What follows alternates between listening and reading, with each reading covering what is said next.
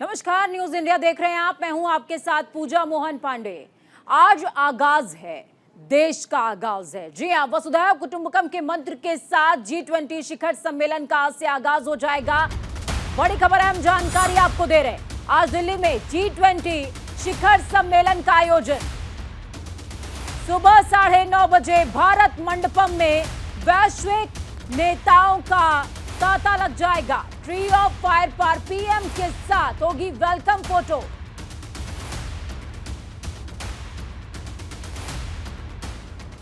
तो आज राजधानी दिल्ली भव्यतम सुंदरतम नजर आ रही है। बस कुछ ही घंटों का इंतजार। ट्री ऑफ फायर पर पीएम मोदी के साथ वेलकम फोटो होगी तमाम वैश्विक नेताओं की।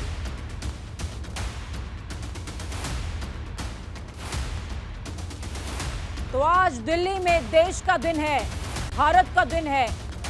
ट्री ऑफ फायर पर प्रधानमंत्री नरेंद्र मोदी के साथ वेलकम फोटो होने वाली है तमाम वैश्विक नेताओं की, जो कि कल ही दिल्ली पहुंच चुके थे।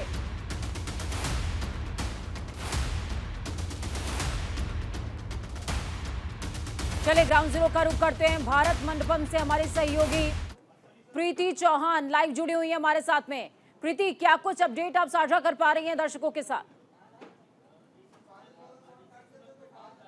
सबसे पहले स्वागत तमाम दर्शकों का। मैं हूं आपके साथ प्रीति चौहान और न्यूज़ इंडिया 24/7 पर आप सीधा प्रसारण देख सकते हैं। यहां से हम इस वक्त भारत मंडपम में हैं और भारत मंडपम के अंदर हमारी टीम है और ऐसे में आप देख सकते हैं कि जो तमाम तैयारियां हैं वो पूरी कर ली गई हैं और फाइनली वो दिन आ ही गया है जब G20 का महा शिखर सम्मेलन वो होने जा रहा है।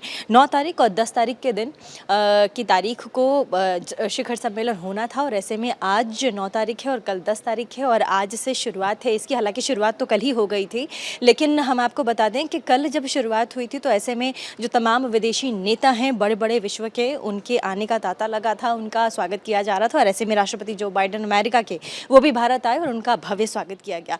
आते ही जो बाइडेन सबसे पहले प्रधानमंत्री नरेंद्र मोदी के आवास पर पहुंचे और साथ ही वहाँ पर तकरीबन प्रधानमंत्री और अमेरिका के राष्ट्रपति जो बाइडेन के बीच तकरीबन 52 मिनट तक उनकी मुलाकात हुई है।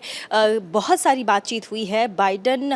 जो बाइडेन जैसे ही एयरपोर्ट पहुंचे, कहा जा रहा है कि उसके बाद सीधे प्रधानमंत्री के आवास पर आ गए थे। मोदी और बाइडेन के बीच बहुत सारी मुद्दों पर बातचीत हुई है। साझा जो हिस्सेदारी है उस पर बढ़ाने के लिए बातचीत हुई है। प्रीति, आगामी कार्यक्रम G20 के क्या कुछ रहने वाले हैं? कहा जा रहा है कि ट्री ऑफ फायर पर वेलकम फोटो होगा, उसके बाद कार्यक्रम का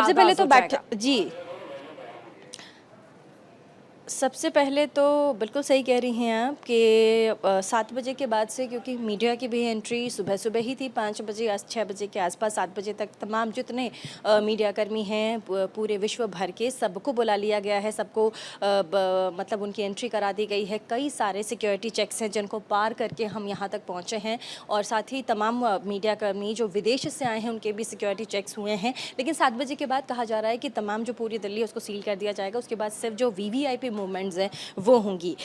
7 बजे के बाद से VVIP मूवमेंट शुरू हो जाएगा। 9 बजे से जो कार्यक्रम है आज के G20 शिखर सम्मेलन का 18वें G20 शिखर सम्मेलन का, उसकी शुरुआत होगी। प्रधानमंत्री होंगे और साथ ही तमाम बड़े मेहमान आपको भारत मंडपम में दिखेंगे, उनका स्वागत करते आपको नजर आएंगे। वेलकम फोटो की भी बात हो रही है। उसके बाद फिर आगे कई सारे बैठकें हैं जिनका जो दौर है वो एक के बाद एक चलेगा जैसा कि स्केड्यूल है, लेकिन उसकी अपडेट हम आपको थोड़ी देर में जैसे हमारे पास आता है हम आपको बताएंगे। लेकिन फिलहाल हम आपको बता दें क्योंकि कल भी बहुत बड़ा मूवमेंट रहा है। जो VIP गेस्ट हैं उनका भी, ऐसे में हम ब्रिटेन के प्रधानमंत्री ऋषि सुनक की भी बात करें तो वो भी हमारे देश आए। उनका एक्सक्लूसिव इंटरव्यू भी हमारे देश में चला। उन्होंने कहा है कि मैं भारत से जुड़ा हुआ हूँ और साथ ही जब भी भारत आता हूँ मैं बहुत खुश हो जाता हूँ। उनकी पत्नी बैंगलोर से हैं। उन्होंने कनाडा में खालिस्तानियों के बढ़ते हुए समस्याओं पर उन्होंने अपनी बात रखी है और ये हमारे लिए, पूरे देश के लिए, क्योंकि हम G20 शिखर सम्मेलन की अगर हम बात करते हैं तो पूरे विश्व की बात करते हैं और विश्व में कहाँ कौन सी मूवमेंट है उनकी बात करते हैं। हम आर्थिक तौर पर कितने समृद्ध हैं, पूरा विश्व कितना समृद्ध है, हम कैसे समृद्ध कर सकते हैं उसकी बात करते हैं। हम जलवायु परिवर्तन पर डिस्कशन करते हैं, हम कितना अच्छा जलवायु को बेहतर कर सकते हैं, ग्लोबल वार्मिंग से हम कैसे पूरे विश्व को बचा सकते हैं उस पर बात करते हैं, आर्थिक नीतियों पर बात करते हैं। गरीबी पे बात करते हैं, साथ ही हम वैश्विक तौर पर ग्लोबली जिसे हंगर कहते हैं, जो भुखमरी है उसकी बात करते हैं, बेरोजगारी की बात करते हैं, महंगाई की बात करते हैं। कोविड के बाद से भी आपने देखा होगा कई सारे बड़े देश हैं जो कि कोविड के बाद आर्थिक तौर पर उबर नहीं पाए हैं। कहा जा रहा है कि G20 का बाली वाले सम्मेलन में कुछ हुआ नहीं, लेकिन भारत से बहुत ज्यादा उम्मीदें हैं। प्रीति, मैं एक विषय और आपसे समझना चाहूंगी। अर्थव्यवस्था पर लगातार संपूर्ण विश्व का भारत पर फोकस है और कहा जा रहा है कि 2023 में भारत की जो स्थिति है वो बेहतर रह सकती है। अनुमानित स्थिति क्या रहेगी भारत की? जीडीपी ग्रोथ क्या रहेगी, वो भी तमाम दर्शकों को बताइए। इसके साथ में ये भी बताइए कि जो भारत की ग्रोथ है उसका वर्ल्ड वाइड इम्पैक्ट क्या पड़ने वाला है, G20 पर क्या इम्पैक्ट पड़ेगा? देखिए, G20 में फिलहाल जीडीपी की बात नहीं होगी, भारत की जो जीडीपी है, क्योंकि ये वर्ल्ड वाइड प्रोग्राम है।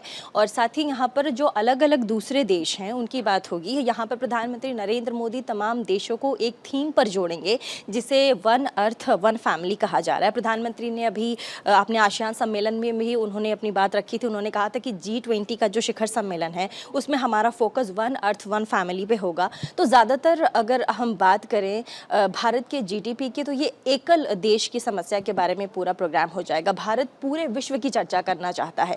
आज भारत जिस तरीके से ग्लोबली उभरा है, ऐसे में प्रधानमंत्री नरेंद्र मोदी नेतृत्व करते हुए कहते हैं कि हम सिर्फ अपने बारे में नहीं सोचेंगे, हम विश्व के बारे में सोचेंगे। वन अर्थ वन फैमिली पे बात होने वाली है। साथ ही कई सारे वैश्विक मुद्दे होंगे जो वैश्विक तौर पर इम्पैक्ट डालते हैं, जो विश्व में बहुत ज़्यादा उनका प्रभाव होता है, हम उन पर बात करने वाले हैं। हम साझा टेक्नोलॉजी ट्रांसफ़र पर बात करने वाले हैं जो एक देश का दूसरे देश से होता है। ये सिर्फ एक देश विशेष नहीं है, ये पूरे विश्व के लिए बहुत महत्वपूर्ण है। पूजा, बिल्कुल प्रीति, संपूर्ण विश्व के लिए बात हो रही है, लेकिन तमाम दर्शकों को ये भी बता दें कि भारत की जो जीडीपी ग्रोथ है वो 6.5 रहने वाली है और अर्थव्यवस्था का प्रभाव G20 शिखर सम्मेलन में भी नजर आएगा, क्योंकि जो पार्टिसिपेट लोग कर रहे हैं उसमें एक एजेंडा तमाम देशों को आर्थिक स्थिति से उबारना भी है। प्रीति, मैं ये भी समझना चाहूंगी आज तमाम नेताओं के लिए क्या कुछ खास भारत मंडपम में तस्वीरें देखने को मिलेंगी, क्योंकि भारत मंडपम को लेकर के कहा जा रहा है कि सांस्कृतिक विरासत और विकास दोनों की प्रदर्शनी है, दोनों की झलक है भारत मंडपम में।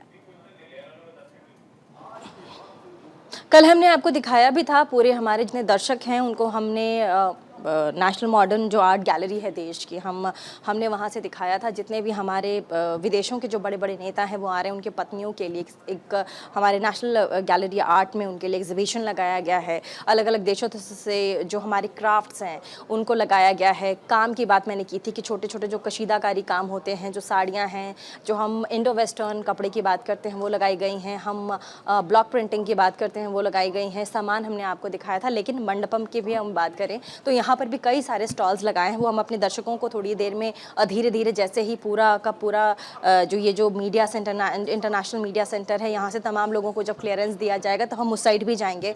आपको हम वो भी दिखाएंगे कि विदेशी मेहमानों के लिए यहाँ मंडपम में कितने सारे स्टॉल्स लगाए गए हैं, वहाँ पर किस तरीके का वापस मैं आपका रुख करती हूँ, लेकिन इस बीच तमाम दर्शकों को बता देते हैं G20 का आज का पूरा कार्यक्रम क्या कुछ रहने वाला है। ग्राफिक्स के जरिए आपको बताएंगे G20 सम्मेलन में आज क्या कुछ है खास। पूरा कार्यक्रम समझिए। 9 सितंबर का समय देखिए 1:30 की हम बात कर रहे हैं। मेहमानों की द्विपक्षीय मुलाकात होगी।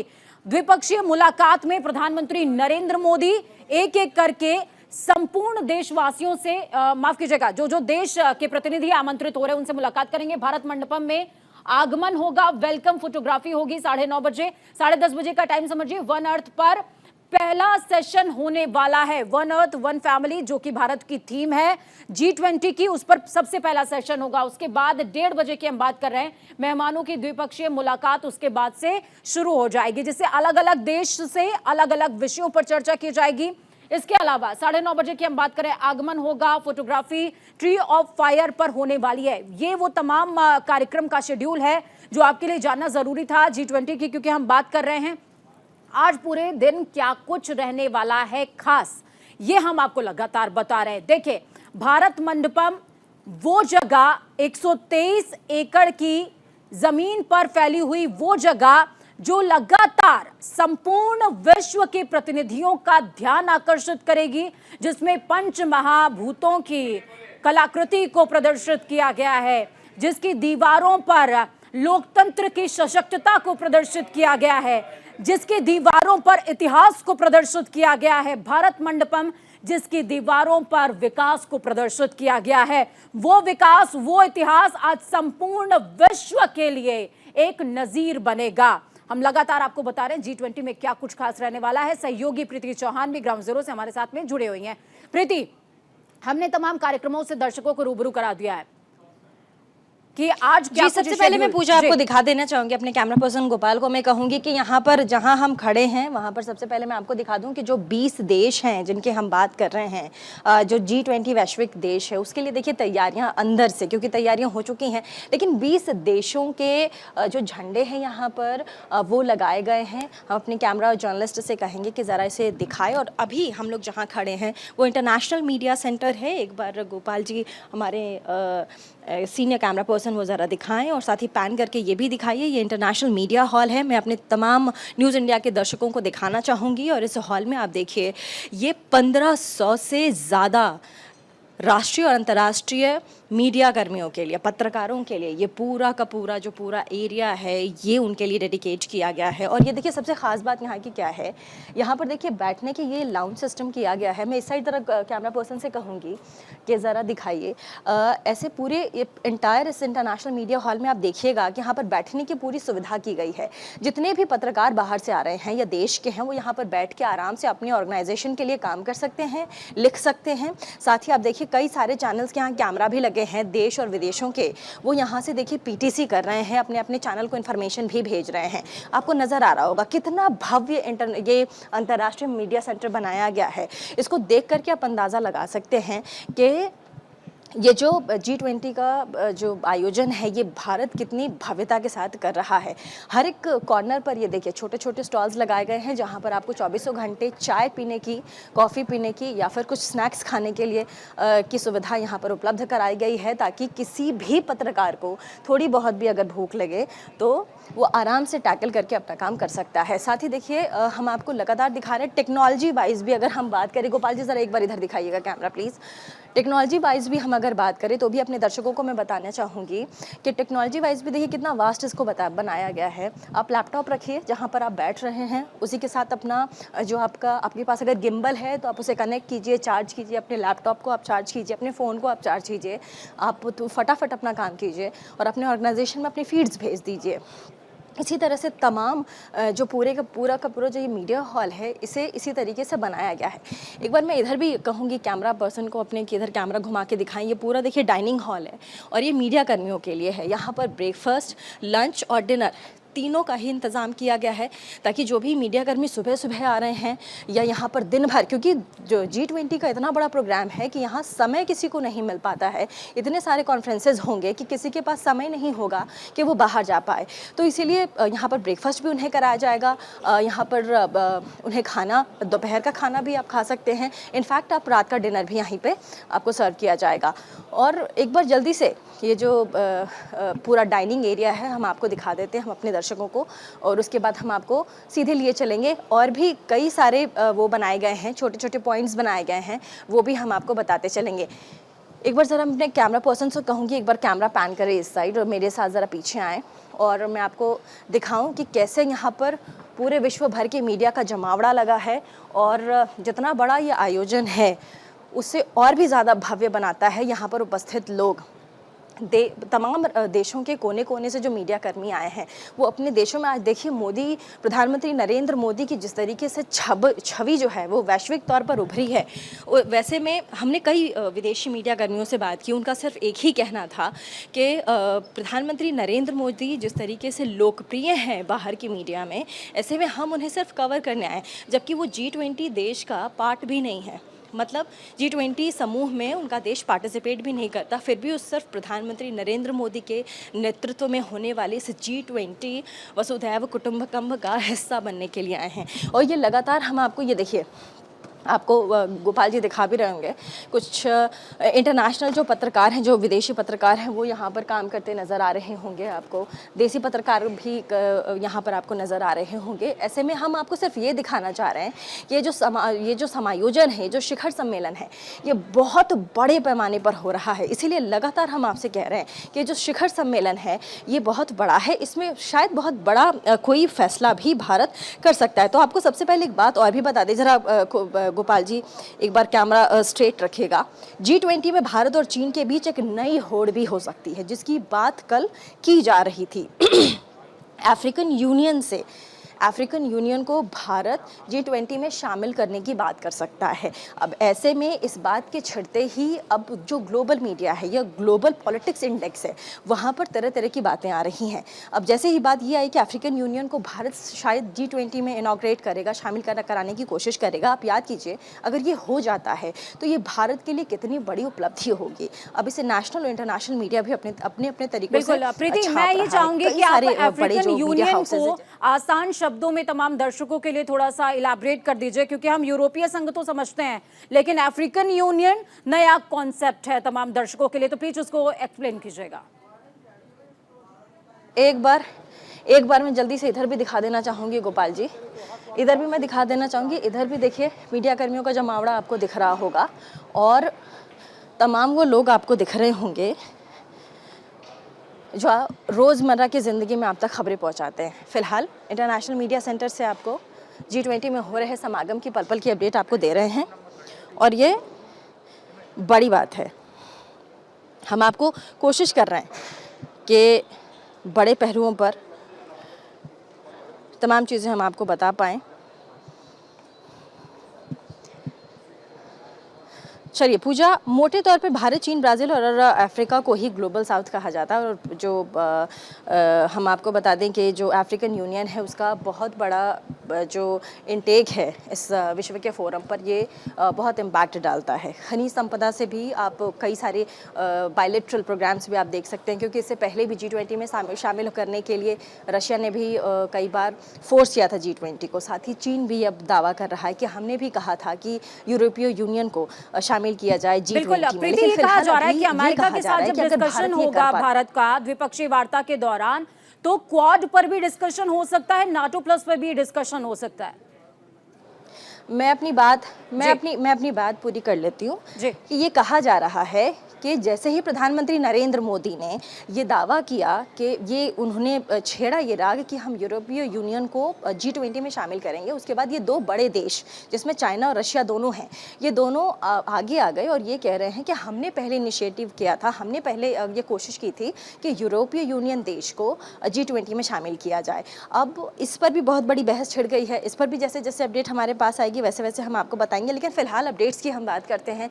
तमाम दर्शकों को हम दिखा रहे हैं कि यहाँ पर क्या क्या कैसे कैसे तमाम चीज़ें की गई हैं। एक बार हम ज़रा जो डिजिटल जो पूरा का पूरा उधर लगाया गया है सेटअप, उधर भी हम चलेंगे, कोशिश करेंगे कि आपको हम तमाम चीज़ें दिखाएं। मीडिया कर्मियों के लिए इधर रेस्ट रूम भी बनाया गया है, जो भी मीडिया के कर्मी हैं उनके लिए, क्योंकि यहाँ पर 2400 घंटे शायद कई ऐसे इंटरनेशनल पत्रकार हैं जो यहाँ पर रुक रहे हैं। एक बार डाइनिंग हॉल की भव्यता भी आप दिखा दीजिए गोपाल जी, आगे जाकर के हम किस तरीके से इस पूरे कार्यक्रम को डिजिटली बहुत भव्य बनाया गया है उसकी भी हम बात कर लेते हैं। बस थोड़ा सा समय हम इस गेट से ज़रा बाहर निकल जाएं, उसके बाद गोपाल जी कैमरा स्ट्रेट रखिए प्लीज़।